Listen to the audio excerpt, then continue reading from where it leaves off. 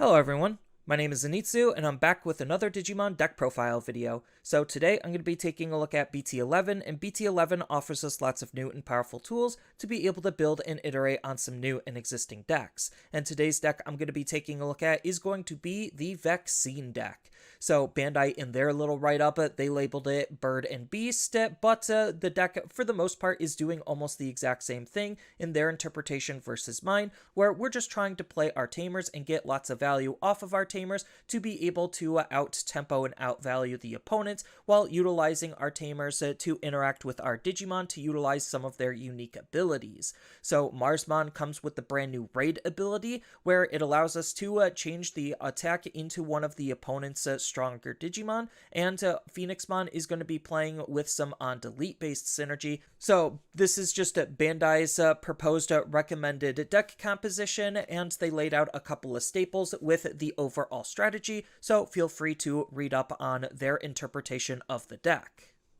But that's just their interpretation of the deck, and this is my interpretation of the deck. So starting off with the Digitama, I'm going to be running 4 copies of Gurimon. So the Digitama slot is kind of flexible. We do have some pretty solid options that we could pick from, which is why I'm also running a 5th Digitama, because all I'm using the Digitamas to do doesn't necessarily matter which one I'm doing, is just to help try to draw us some extra cards. Gurimon I find a little bit easier for this style of deck, so Gurimon is rewarding us with a card draw for attacking with a strong Digimon.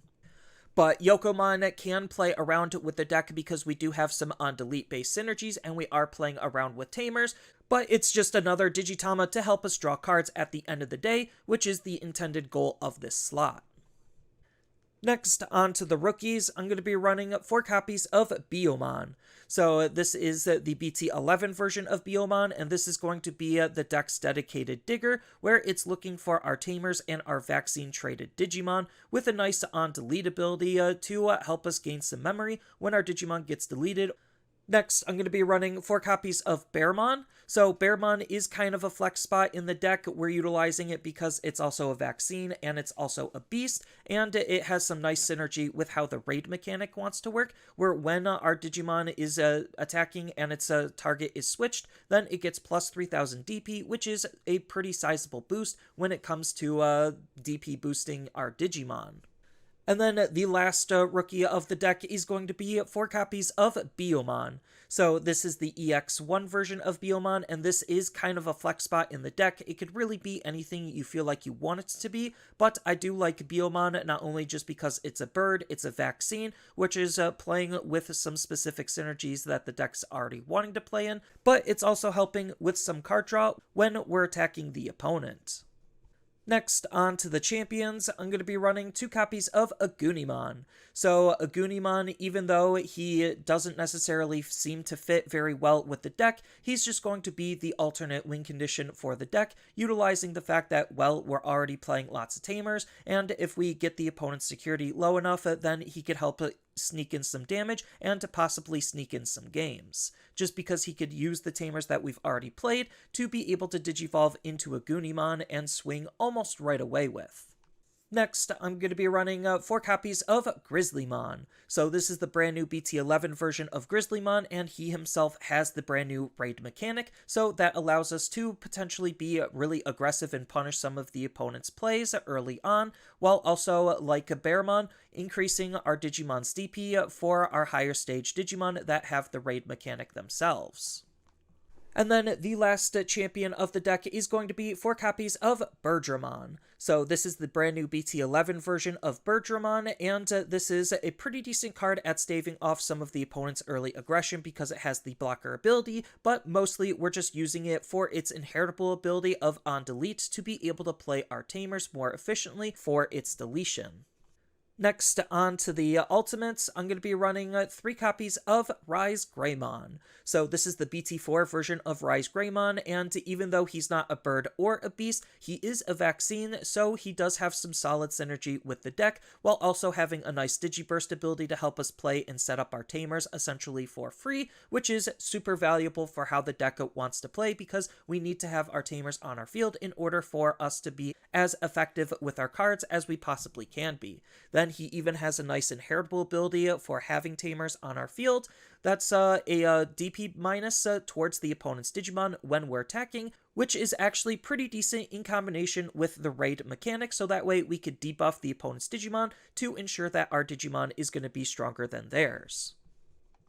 Next, I'm going to be running 3 copies of GrapLeomon. So GrapLeomon is the intended level 5 that the Raid evolution line in the set wants to be playing around with, not only having Raid himself to try to punish the opponent's plays, but also having a nice inheritable ability rewarding us for using the Raid ability on our higher stage Digimon, and also punishing the opponent's redirectors or blockers from changing our target, and burning the opponent's security off of his inheritable just allows us to try to deal some extra damage while trying to control the opponent's field. And then the last level 5 of the deck is going to be 2 copies of RizeGreymon X Antibody. So RizeGreymon X Antibody is also a vaccine, so he works with the deck. We're already wanting to run a RizeGreymon just because RizeGreymon will help us set up tamers, so it only makes sense that seeing and trying to use the RizeGreymon X Antibody just would increase the overall capabilities of what the deck is possible. So just digivolving up into him allows us to play our tamers, which again, setting up our tamers for essentially free is really, really good, and he's going to be DP minusing the opponent's Digimon for each tamer that we have in play for this deck, which is just pretty powerful, while also boosting himself to make him an even stronger Digimon to be playing around with, acting almost like a pseudo level 6 at times.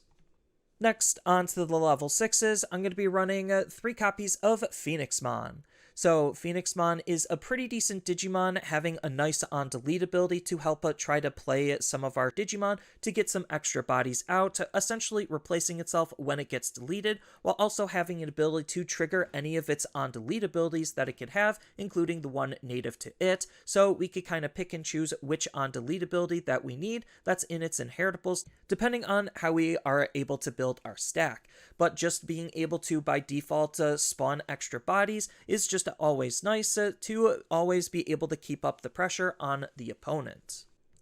And then the last level 6 of the deck is going to be 3 copies of Marsmon. So Marsmon is fitting on theme with how the deck wants to play, even though essentially the deck is still kind of trying to play with 2 different themes. Just the whole vaccine synergy just unifies the deck as a whole. So he's interacting with the raid half of the deck, with having raid himself being able to attack into larger body Digimon, which if we have him with a good stack in combination with a Bearmon and Grizzlymon, means that when he uses raid, he's going to be gaining 6,000 DP, making him 18,000 when he's going to be attacking into the opponent's Digimon, which is pretty powerful at being able to delete virtually almost any Digimon we feel like we need to delete. Then on top of that, he has the Blitz ability himself, just because he is a little bit on the higher side of cost when it comes to digivolving into him, so that way we could do other things and then digivolve into him to use Blitz to end our turn off. Then he also has, on top of all of that, a nice third ability where during your turn once per turn, when we use our raid ability, then we get to unsuspend this Digimon and gain a memory for each tamer that we have in play. So it's just rewarding us for having a nice wide field of tamers, and being able to multi-attack with this card. It just allows us to try to attack into the opponent's Digimon and then make a follow-up attack if we have enough memory to be able to attack into the opponent's security, to be able to help not only control the field, but to deal some decent damage at the same time. And then the last Digimon and only level 7 of the deck is going to be 1 copy of Omnimon. So this is the BT5 version of Omnimon, and this is just mostly in the deck for that alternate win condition, just because when digivolving, unsuspending this Digimon, combined with his win digivolving of Blitz, is just super powerful at being able to close out games, just because it's an extra attack out of nowhere. Next, on to the tamers, I'm going to be running 3 copies of Hiro. So Hiro is a pretty decent tamer to use, not only just acting as the memory fixing tamer for the deck, which could really be any red memory fixing tamer you feel like best synergizes with the deck, but also helps fix our Digimon's DP in case our stack isn't perfect with our raid mechanic to be able to have enough DP to beat over the opponent's Digimon. This just helps shore up those poor stacks when it comes to trying to increase the DP of our Digimon. Next, I'm going to be running 4 copies of Akiho. So Akiho is going to be another digging tool for the deck to try to help increase its overall consistency, looking for red vaccine traded Digimon. Then on top of that, she's in the deck more specifically to synergize with our Phoenixmon by allowing us to be able to give whatever Digimon we're going to get off of its on delete ability, the rush ability, so that way we could have some extra forms of aggression.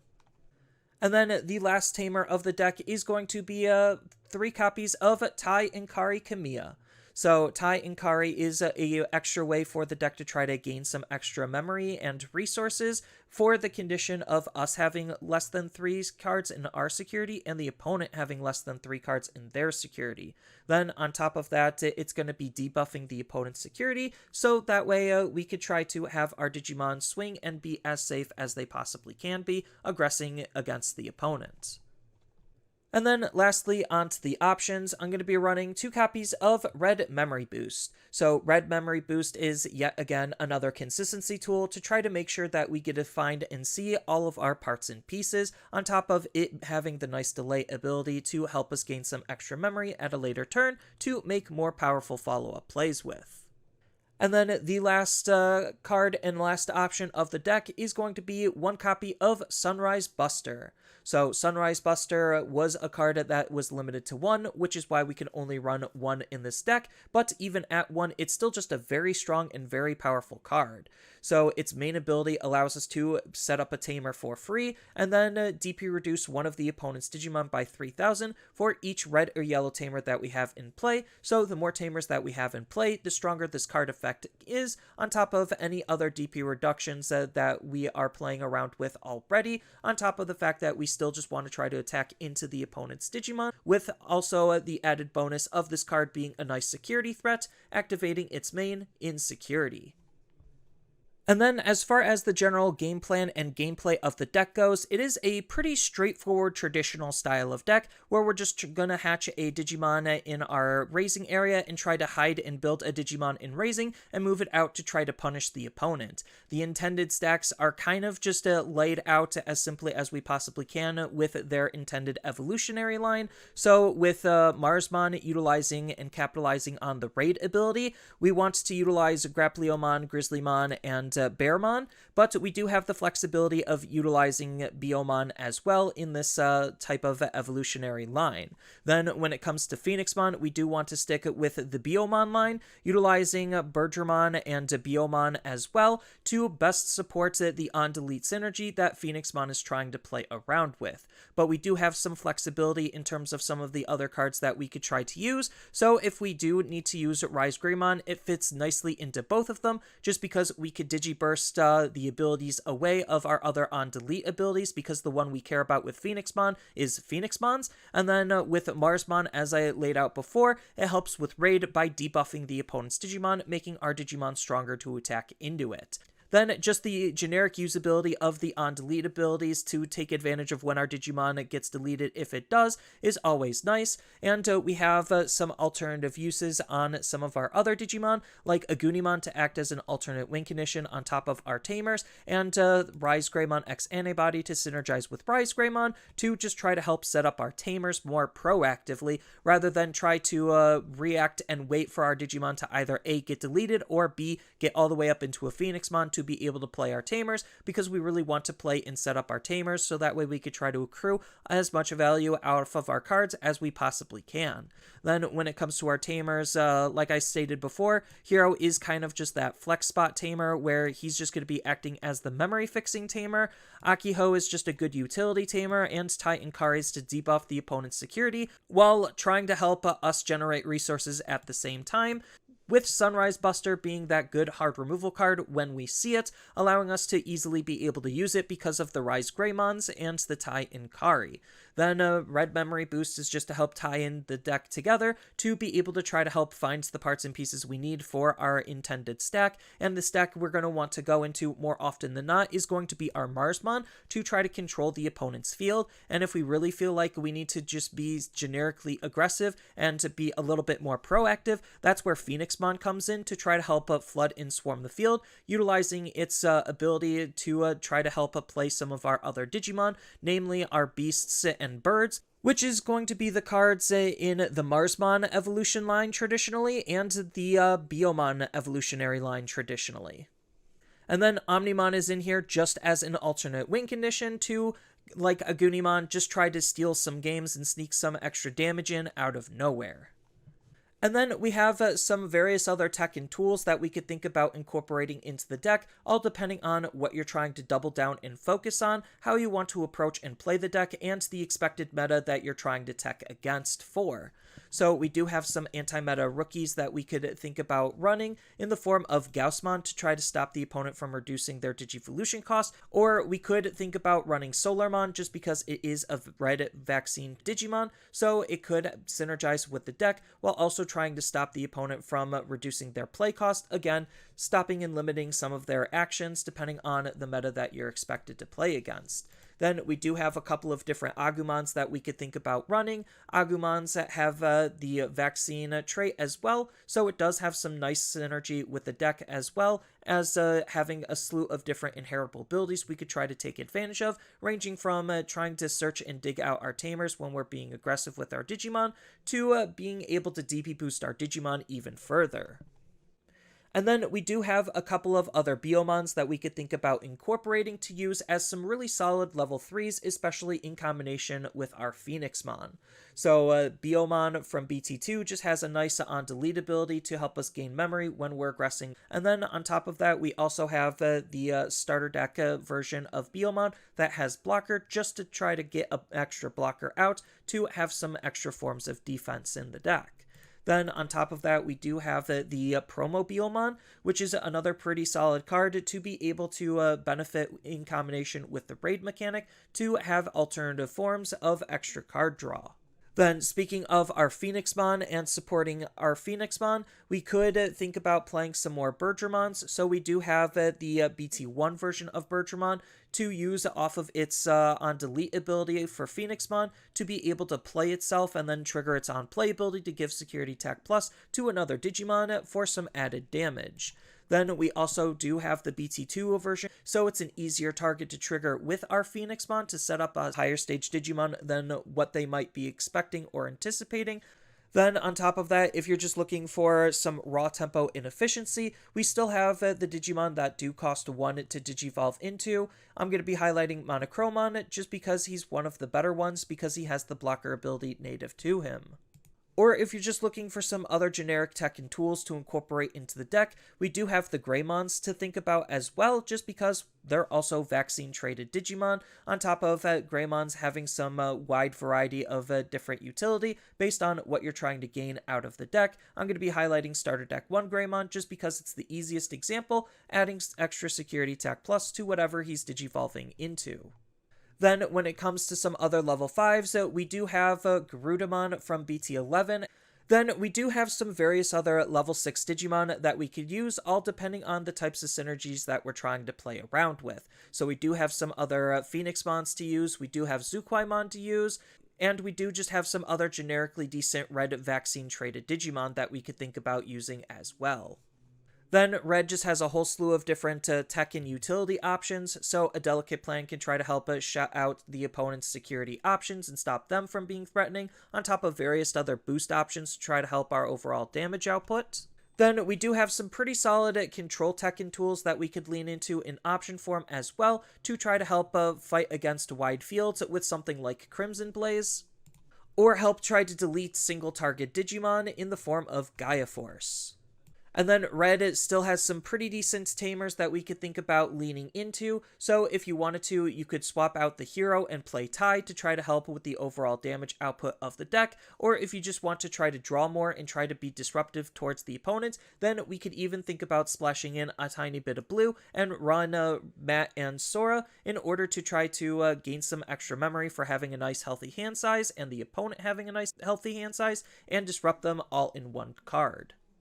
So that's all I really have for this video. As always, feel free to tell me your thoughts down in the comments below, and down in the description below are a couple of different ways you could support me and the channel. So I do have a TCG player affiliate link, So when you use that link to buy cards off of TCG Player, then some of that money will go to supporting me and the channel. I also do make and sell playmats over on Overcard Gamers on Facebook. So when you buy a playmat with my design, then some of that money will also go to help supporting me and the channel. And on top of all of that, I do have a Twitch account over on twitch.tv/Zenitsu, so giving me a follow and a subscription also helps support me there, and I do play Digimon on top of various other games on that platform as well. So thank you everyone for watching, and as always, don't forget to like, share, and subscribe for more content, and I'll see you in the next video.